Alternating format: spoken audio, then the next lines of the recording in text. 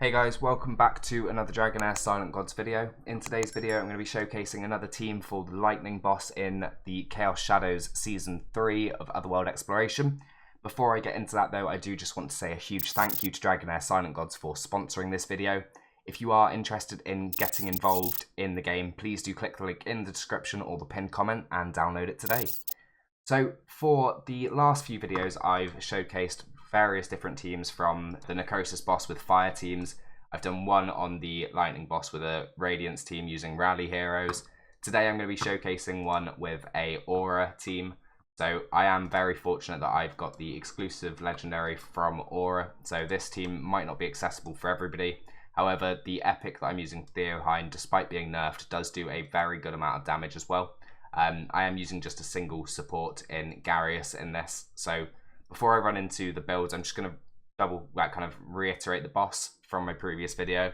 So this is a variant of the Ancient Battlefield dungeon. So it's a scenario that we're all used to fighting, thankfully. It's nice and easy to deal with. So the main thing here is you want to make sure you've either got somebody who can immune the stun wearing the mythical artifact that blocks stuns, or you want to have somebody that's got a lot of resistance on them. They need to be placed furthest from the boss. So as you'll be able to see in a minute, my gum is placed at the back. So this just ensures that the stun's going to go on him, and it's going to redirect a 20% damage reduction on the boss and a 20% increased damage taken on the boss. So that's going to allow you to do more damage throughout the fight. So outside of that, you just want to make sure you've got a good amount of support and sustainability, and then it's just about damage. So first of all, like I said, I've got Garius here. So Garius is built in the Puppeteer set with a large amount of defense to increase the amount of defense on the rest of my team. He's wearing the mythical artifact with that increases has a chance to increase his healing and shields by 50%, which also has defense percent as a primary stat. And then he's wearing the Gatekeeper's Staff artifact to turn his overhealing into shields. As many of you will know, Garius with this artifact is actually disgusting and throws out some massive shields. So next up, I've got my stun target, which is Gum, as I mentioned. So Gum is actually wearing the artifact to have a chance of dispelling a buff from the targets when inflicting debuffs. This is just because the boss gets defense up and attack up periodically. So it just gives me a little bit of a chance to remove that.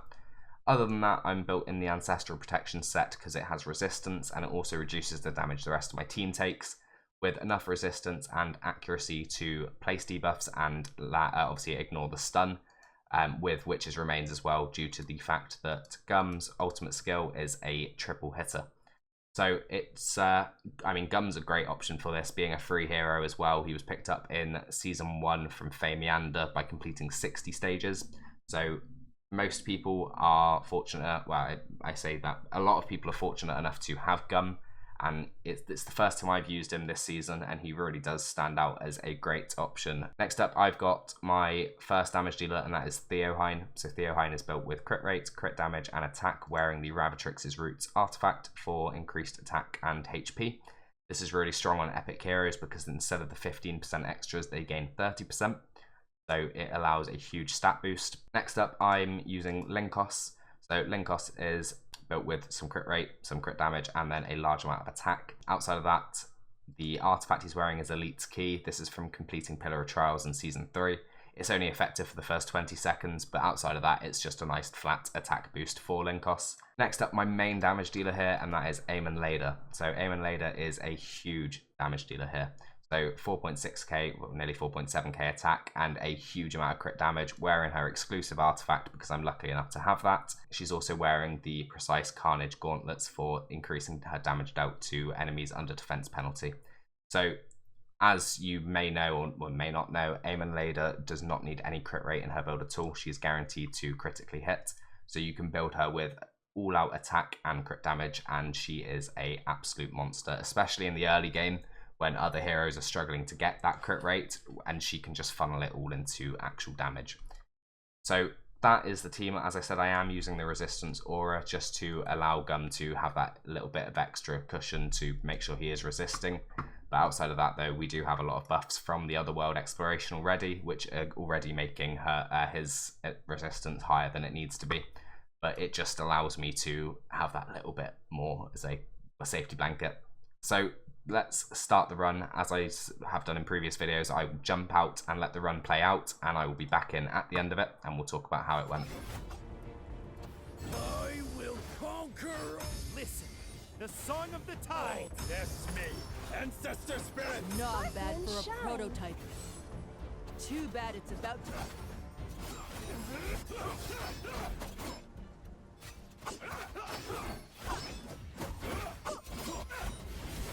I will conquer all. Listen, the song of the tide. Bless me, ancestor spirits. Not bad for a prototype. Too bad it's about to be scrapped.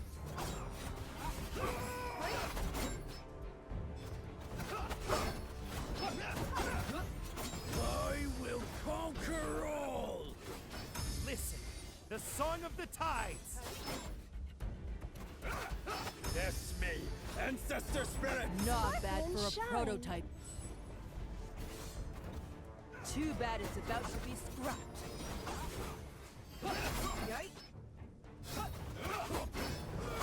I will conquer all. Listen, the song of the tides. Bless me, ancestor spirits. Not bad for a prototype. Too bad it's about to be scrapped. I will conquer all. Listen, the song of the tide.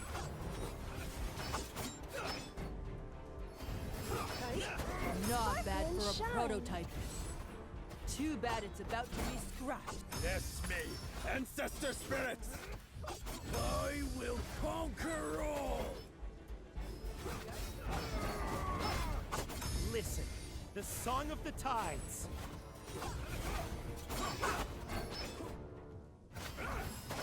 And there we go. As you can see, we've come to an end with a huge amount over the required 22 million. So an extra 70 million that could be spared here. But in terms of damage, as you can see, Dragonheir, the Epic, actually did enough to be able to solo the damage needed for 22 million.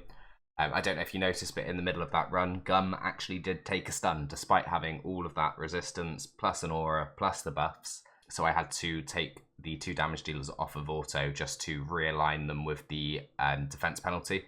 But obviously it wasn't necessary. The damage is way over what we needed it to be.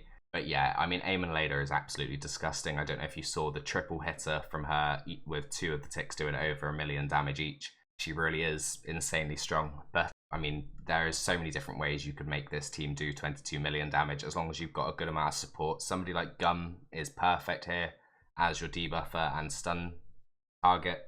But then obviously the epics like Dragonheir, and you could throw in some of the other aura epics alongside her, and you would be comfortable to do 22 million damage. So that is all for this team and all for this video. I do just want to say once again a huge thank you to Dragonheir Silent Gods for sponsoring this video. If you are interested in getting involved, please do remember to click the link in the description or the pinned comment and get involved today. But outside of that, just a huge thank you to you for watching the video today, and obviously best of luck on your Chaos Shadow fights, and I'll see you in the next video.